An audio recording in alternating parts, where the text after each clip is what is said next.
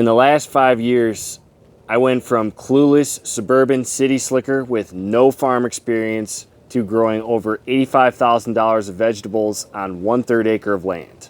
Along the way, I learned about a million things I wish I knew before about growing and selling vegetables. But in the interest of time, I'm going to share with you my top 12 by the end of this video. I'm Zach Buckle. I own and operate this 1/3 acre vegetable farm out of Cody, Wyoming. Last year we sold over $85,000 of vegetables on this 1/3 acre plot of land, and this year we're on track to surpass that. Carrots and salad greens are the backbone of any vegetable farm business, not sexy tomatoes like this. Back in 2023, I got my first really successful crop of grafted tomatoes, which is basically like the mother lode of greenhouse tomatoes. And we were pulling 200 or 300 pounds of tomatoes a week from a spot that's about 500 square feet. So that's really high production. But my lettuce production sucked because I had all sorts of root rot issues, powdery mildew. Carrots were also terrible because I just focused so much on those tomatoes. And at the end of the year, we sold like $50,000 in vegetables, which is not good in my situation. And now I have learned that lesson, and I prioritize getting really good at growing carrots, lettuce, and all of the salad crops. And last year we cracked 85,000. We're going to get more than that this year. And I spent $250 on Ray Tyler's lettuce handbook, and it is paid for itself many times over already. So I've really doubled down on those crops because they're what really make the farm money reliably. With tomatoes, there's a million things that can go wrong, and it's just not worth obsessing about them. You got to grow them and got to do them as best as you can, but there's so many things out of your control with tomatoes, whereas lettuce, salads, lettuce, carrots, most of the salad greens is basically just putting a seed in the ground, making sure it germinates, and growing it to harvest, and you're good. Succession planting is the cheapest crop insurance you're ever going to find.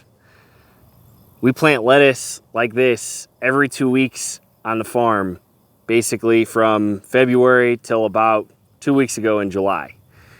So we have a continuous supply all season long. And if you have restaurant customers or something like that, and you aren't able to deliver them for like a month because you haven't done this, and you stop planting in the spring, you're gonna probably lose that customer. So the best crop insurance to guarantee that you have food to sell is just continuous planting. It's super cheap compared to actually buying crop insurance. And this applies to a lot more than just lettuce. Carrots, green onions, you'll see those kinds of crops around my farm at different stages of growth because we succession plant them all season long, every time we have in our planting windows. So the more you continuously plant your entire growing season, the more of a guarantee you're going to have crops to either eat or sell. So if I had to pick the number one key to our success on this tiny amount of land, it is this: growing multiple crops on the same piece of land throughout your growing season. We call this bed flipping on the farm because we grow a crop as early as we can in the spring. In this example, we grew cilantro and dill, and then we terminate it by ripping it out or cutting it with a styropo or something, and then replant it immediately with another crop in our growing season. In this example, this is head lettuce. So we have just doubled the amount of production that we can produce on this 150-foot bed by bed flipping. And you just add more fertilizer of whatever you're using in the middle of your season to fertilize your second crop. In Wyoming, we can pretty much only fit 2 crops in our short 120-day growing season. If you have a longer growing season, like if you live in Florida, you could grow up to 8 crops in your winter, or what we call winter, like are the winter months of the western United States. So you're talking like September through May, you could grow up to 8 if you continue this process in your climate. So if you do the math on that and you are growing to sell it for a business, that is a lot of money.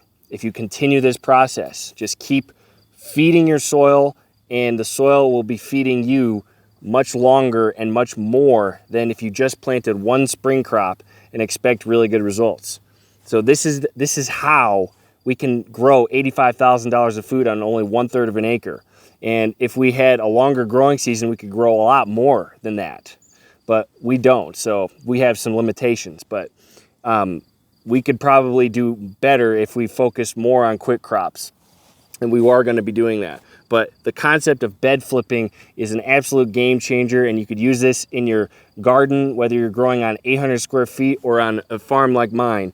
This concept works. So you could take, if you're growing kale in your garden, you could just rip the kale out halfway through your season, replant it with lettuce for the fall in almost any climate. So this concept doubles the amount of food for the amount of land that you have. Land's getting pretty expensive. This is how you can maximize the value of your land. When I first started this farm, I was working 70 hours a week to get this thing up and running because I was building a high tunnel greenhouse, you could probably see it behind me, and trying to sell vegetables from this exact plot of land all at the same time. So that means working on Sundays and then farming 5 days a week, then doing one market day on Saturdays. And it taught me that I need to value my time much more. I don't want to be spending the rest of my life working 70 hours a week doing things like that. So I built the farm to be as compact as humanly possible, so we're walking back and forth as little as possible. And I just prioritize taking time off and making systems so I don't have to be a slave to this business, because it's really easy to turn farming into something like that, where you're just spending your entire life, no days off, producing the crop. So I made it really intentional every year after to make sure that I'm making this a business that runs itself eventually and doesn't run me. And whether you're homesteading or just you want to actually start farming and selling for profit, it's really important mindset to have is that your time is valuable whether you think it is or not. So every purchase decision or movement that you make going forward, you need to consider your time is valuable from day one, because it will give you weekends and weeks off in the future. So really consider how important your time is, and it's going to just get more and more important as you start to have a family or have kids, or if you already do have that situation. You've got to value your time. So build everything to be as efficient as possible so you are not spending 12 hours a day growing, packaging, and selling the crop. Investing in your soil solves most problems before they begin. I didn't start taking soil tests on my farm seriously until 2023. And since then, we've seen about a 30 to 40% increase in crop success rate, meaning every crop that we plant in the ground produces 30-40% more vegetables. And I would credit most of that to improving our soil and a whole bunch of other things like getting our germination rates better and other things, but the soil is the easiest one to do, because every dollar you put into your soil is going to pay you back 2-3 times 1 or 2 years down the road. I mean, there's no exact science to that, but the ROI that you put into your soil is higher and faster than probably any other investment you're going to make in your farm. And all you got to do is take some soil tests, send them to a lab, start adding exactly the amendments that they say, and it doesn't really cost that much. Or you could just, if you're doing a garden, just invest in a large amount of high quality compost right up front. And that's just going to pay you back in more food faster and solve a lot of the problems like pest problems and even weed issues are less prevalent in really healthy soil. So the healthier your soil is quickly, the faster you're going to grow more food or make more money from your farm. Whenever possible, pull weeds once and never pull them again. And what I mean by that is pull your annual weeds like this, lamb's quarter, or amaranth, stuff like that. Pull them once before they go to seed, or dandelions and stuff like purslane, pull them once as thoroughly as possible so you don't have to pull them again next year. One year I let dandelions go to seed because I just didn't have the resources to make it happen at the time, and the whole field was covered in dandelions next May. And I spent a month on my hands and knees with a weed hook pulling these things up for about 4 or 5 hours a day. And by 4th of July, I was pretty much bedridden and I couldn't even get out to watch the fireworks because I had made the mistake of letting all these things go to seed the year before.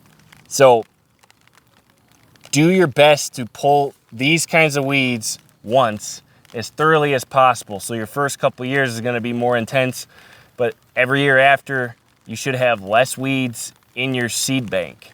So the soil has less weed seeds and less perennial weeds growing in it every year after. Quick crops like these radishes you see beside me are what really pay the bills for my business. These radishes mature in 21 days from seed to harvest. So you want to build the market for your quick crops as early as possible in your business. We started growing and selling Hakurai salad turnips back in 2020 when I started. And it was hard to sell those because people didn't know what they were. So I started sampling them at the market ever since then. And now we're able to sell 50 bunches in 2 hours at my little Cody, Wyoming farmers market in the spring because everybody knows how good they are. So now it's super easy for me to turn that 50-foot bed that I can produce 100 bunches of Hakurai salad turnips that I sell for $3 each into money because I have built the market for it over time. So you want to build a market for those less sexy, less easy to sell quick crops as early as possible because those are what's really going to be the backbone of your business. High tunnels are a headache. Caterpillar tunnels are a breeze. This is our third high tunnel on the farm. We're building it right now. We've been building it for over 3 months, and I say we because I have labor to help me this time.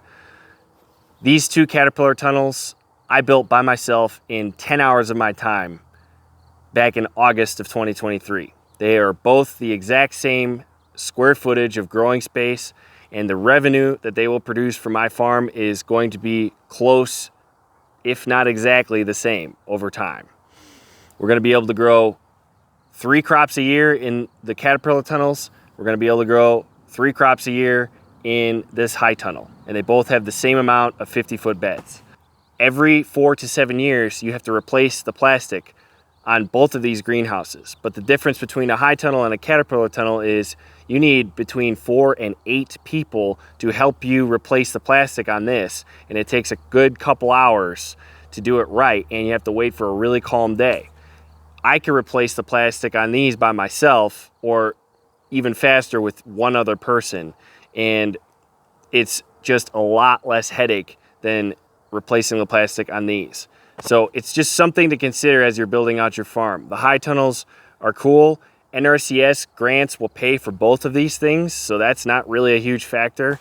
But in my opinion, the only real benefit for me on high tunnels like this is growing vertical greenhouse tomatoes and cucumbers and stuff like that because of all the trellising benefits you can do, which are harder to do in a Caterpillar tunnel, but it's a minor detail and you could still do them in a Caterpillar tunnel. So if you're going to be doing farming in any scale on the side, if you're doing it as like a part-time thing, definitely do Caterpillar tunnels. Or even if you're homesteading, do Caterpillar tunnels. It's better. The high tunnels are just a lot of maintenance and massive amount of cost to put up. Farmers markets are 3 markets for the price of 1. If you just show up every week reliably for 3 hours at your local farmers market, you're going to make money immediately. You're going to build customer relationships that are going to last you for much longer than the time that you're at that farmers market. You're going to make restaurant connections and future veggie box connections. Almost all of my current veggie box customers, which we have 40 right now, I have met through the farmers market by just showing up for 3 hours a week for the past 5 years. The farmers market is still our primary business, but it also provides you opportunities to sell to those exact same people years down the line. And I've also met all of our current restaurant customers through just showing up at the farmer's market. So whether or not you're making enough money at your farmer's market, the sales and networking opportunities that you're going to get by just showing up there and being friendly and talking to people is going to pay for itself and going to pay you for the time that you spend there in dividends years down the line. So just start with farmers markets. You can't lose. Customer lifetime value is everything with the vegetable business. The beautiful thing about selling vegetables is you can sell to the same customer every week for as long as your growing season allows.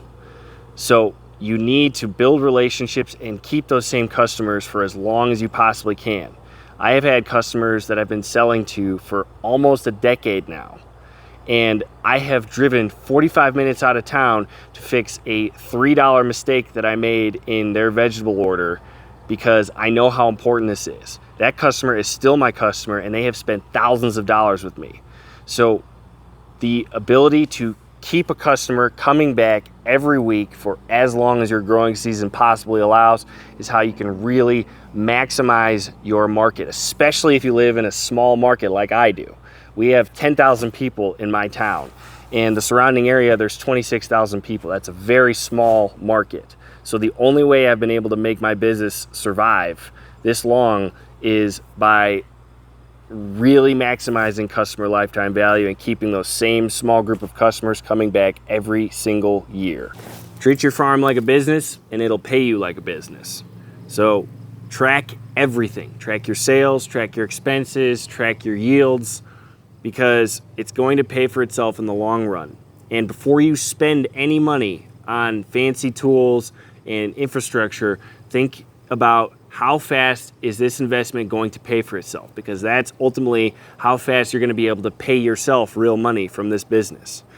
I didn't buy the paper pot transplanter until 4 years into my business because I knew that it wasn't going to move the needle as fast as a lot of other investments. So stuff like a cold room or investing in a really nice wash pack system, that stuff is going to improve my revenue a lot faster than the paper pot transplanter. And I bring this up because this is one of those things that everybody thinks is the coolest thing ever, and it is the coolest thing ever if you know how to use it. But for me, my soil sucked the first couple years, so this would have been pretty much useless.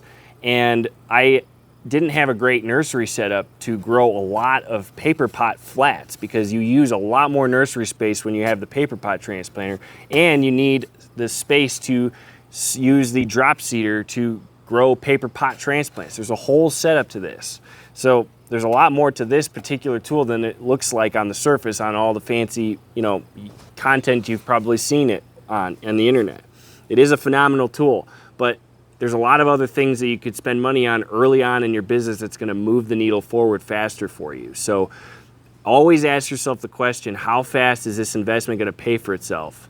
Because if it's more than 2 years, you probably should just wait until you're in a better position to be able to afford something like that. This system is between $3,000 and $5,000 basically. So when you're starting out, $3,000 to $5,000 is a lot that you could spend on a lot less sexy stuff. You could buy an entire cold room setup and a really nice wash pack setup for that amount of money. So just something to think about when you're building out your farm or even your homestead. Before you spend any money on something, ask yourself how fast is this going to pay for itself? Track your yields and your planting dates as much as humanly possible. I have been planting carrots for winter harvest for the past 4 years, and I started on one 50-foot bed. And I know from 4 years of experience that August 5th is the best week for me to plant winter carrots in a greenhouse in my climate. So now I know that date because of prior experience and how much we were able to harvest through my winter, and I could scale my production to 8 50-foot beds in this brand new high tunnel. And I know with confidence that once we get the plastic on this thing, we've got $4,000 to $5,000 of income that's going to come through my winter because I've been tracking the yields and the planting dates that we've gotten from that 150-foot bed 5 years ago. So track that information as much as humanly possible on how much space you're planting, when you planted it, and how much you were able to harvest it. that is going to help you double down and scale your business in the long term. If you're interested in working directly with me to learn how to create an income from your backyard, even if it's as small as what you see behind me, I'd love to connect with you on a call to learn more about your challenges and dreams. If that's you, click the link in the description below and book a time for us to chat.